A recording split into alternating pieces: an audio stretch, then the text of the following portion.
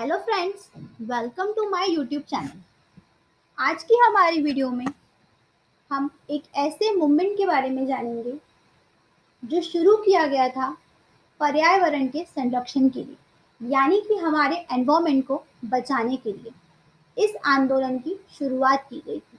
इस आंदोलन के बाद पर्यावरण को लेकर कई परिवर्तन भी किए गए और इसके संरक्षण के लिए बहुत सारे और भी मूवमेंट अलग-अलग स्टेट में शुरू किए गए। तो ऐसा ही एक मूवमेंट था जो कि उत्तराखंड के चमोली में शुरू किया गया था, जिसका नाम था चिपको मूवमेंट। चिपको आंदोलन की शुरुआत सुंदरलाल बहुगुणा द्वारा की गई थी, पर्यावरण, वनों, पेड़ों को संरक्षित करने के लिए। तो चलिए जानते हैं चिपको मूवमेंट के बारे में।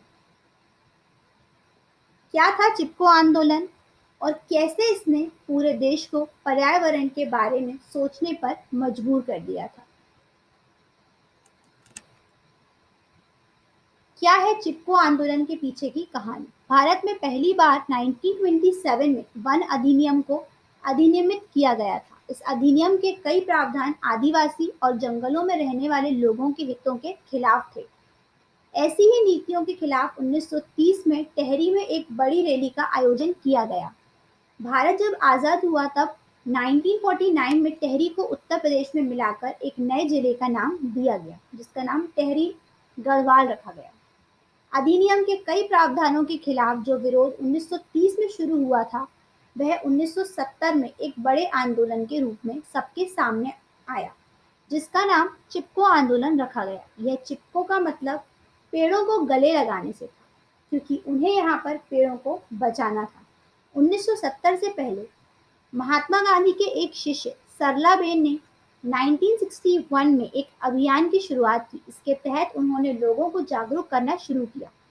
उस दौरान लोग छुआछूत तथा कन्याओं को न पढ़ाने की प्रवृत्ति तथा दहेज प्रथा जैसी सामाजिक समस्याओं का विरोध कर कर उनसे लड़ रहे थे। साथ ही वो जंगलों को बचाने के संघर्ष में भी शामिल हो गए।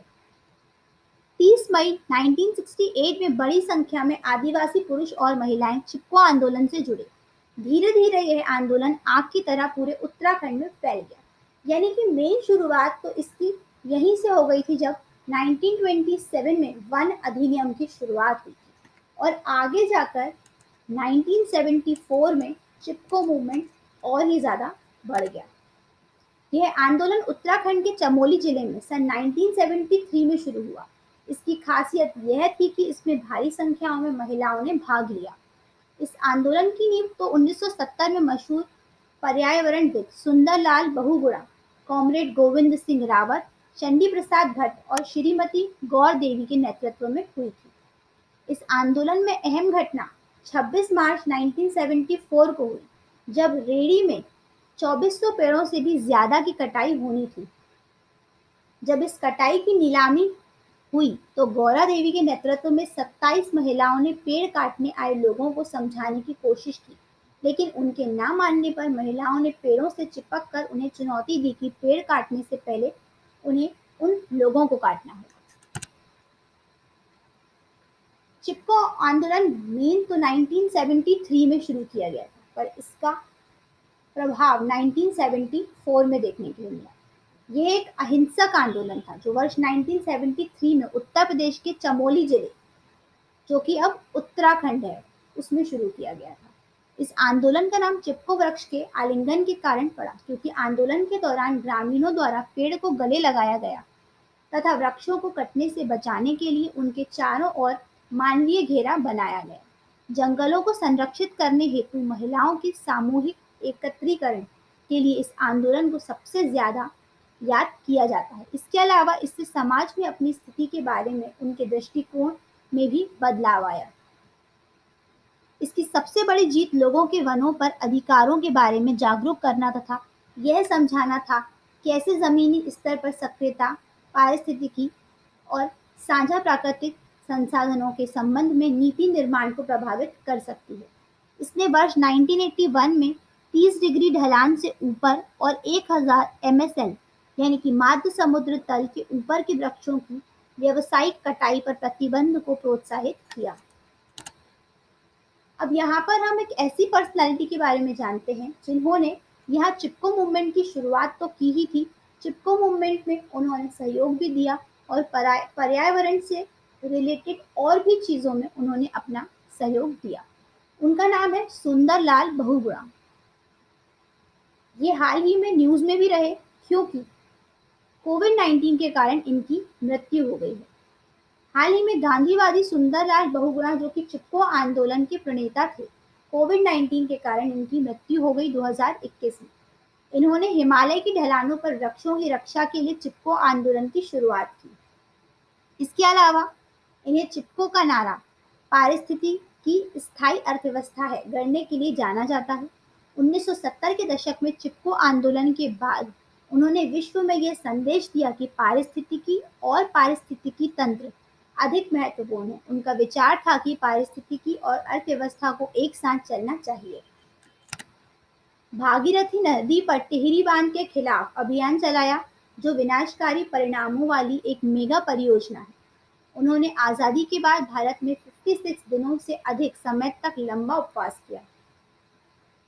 पूरे हिमालयी क्षेत्र पर ध्यान आकर्षित करने के लिए 1980 के दशक की शुरुआत में 4800 किलोमीटर की कश्मीर से कोहिमा तक की पदयात्रा पैदल मार्च की।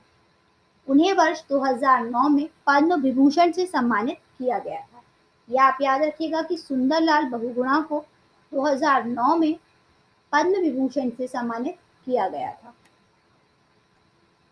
ये चिपको मूवमेंट में मेन संस्थापक रहे थे, प्रणेता थे चिपको मूवमेंट के और इन्होंने भागीरथी नदी टिहरी बांध उसके खिलाफ भी इन्होंने अभियान चलाया था क्योंकि वो जो परियोजना थी वो यहाँ पर पेड़ों को और वहाँ रहने वाले लोगों को बहुत ही ज़्यादा अफेक्ट कर रही थी, तो वो इसके खिलाफ थे और उन्होंने इसके खिलाफ अभियान भी चलाया था। तो इनके बारे में आप याद रखिएगा कि इन्हें 2009 में पद्म विभूषण से सम्मानित किया गया था। अब ये जो चिपको मूवमेंट था इसका क्या प्रभाव पड़ा? इस आंदोलन की मुख्य उपलब्धि यह रही कि इसने केंद्रीय राजनीति के एजेंडे में पर्यावरण को एक सघन मुद्दा बना दिया। चिपको के सहभागी तथा कुमाऊं विश्वविद्यालय के प्रोफेसर डॉक्टर शेखर पाठक के अनुसार भारत में 1980 का वन संरक्षण अधिनियम और यहाँ तक कि केंद्र सरकार में पर्यावरण मंत्रालय का गठन भी चिपको की वजह से ही संभव हो पाया। उत्तर प्रदेश वर्तमान उत्तराखंड यानी कि उत्तर प्रदेश का जो चमोली है वो वर्तमान में उत्तराखंड में आता है। इस आंदोलन ने 1980 में तब एक बड़ी जीत हासिल की जब तत्कालीन प्रधानमंत्री इंदिरा गांधी ने प्रदेश के हिमालयी वनों में वृक्षों की कटाई पर 15 वर्षों के लिए रोक लगा दी। बाद के वर्षों में यह आंदोलन पूर्व में बिहार, पश्चिम में राजस्थान, उत्तर में हिमाचल प्रदेश, दक्षिण में कर्नाटक और मध्य भारत में विंध्य तक फैल गया। उत्तर प्रदेश में प्रतिबंध के अलावा यह आंदोलन पश्चिमी घाट और विंध्य पर्वतमाला में वृक्षों की कटाई को रोकने में सफल रहा।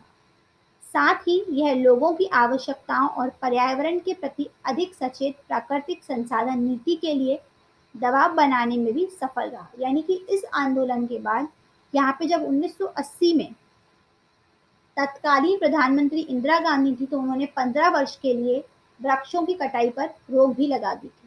यहाँ पर जो पर्यावरण मंत्रालय बनाया गया केंद्र सरकार द्वारा, यह भी चिपको मूवमेंट का ही प्रभाव था। तो उन्होंने यहाँ पर वृक्षों को संरक्षित करने के लिए, सुरक्षित करने के लिए ये आंदोलन चलाया और इस आंदोलन का प्रभाव पूरे भारत में दिखाई दिया, हर जगह दिखाई दिया। अलग अलग नामों से भी इस मूवमेंट को कई राज्यों में चलाया गया जिससे वन पेड़ सुरक्षित हो सके। तो ये था चिपको मूवमेंट। इसके इम्पोर्टेंट पॉइंट्स आप याद रखिए। इसके मेन संस्थापक सुंदरलाल बहुगुणा और गौरा देवी। अब चलते हैं अपने मोटिवेशन कोट की तरफ। तो आज का हमारा मोटिवेशनल कोट है, वृक्षों की जब करोगे रक्षा तभी बनेगा जीवन अच्छा। अगर हमारे जीवन में वृक्ष हैं तो ही हमारा जीवन है, बिना वृक्ष के ये जीवन भी नहीं रहेगा। इसलिए सेफ ट्री सेफ लाइफ। आज की वीडियो में बस इतना ही। अगर आपको हमारी वीडियो पसंद आई हो तो इसे लाइक ज़रूर करिए, अपने दोस्तों के साथ शेयर करिए और हमारे चैनल को सब्सक्राइब करिए ताकि आपको हमारे वीडियोस की सभी लेटेस्ट अपडेट्स मिलती रहें। Thank you.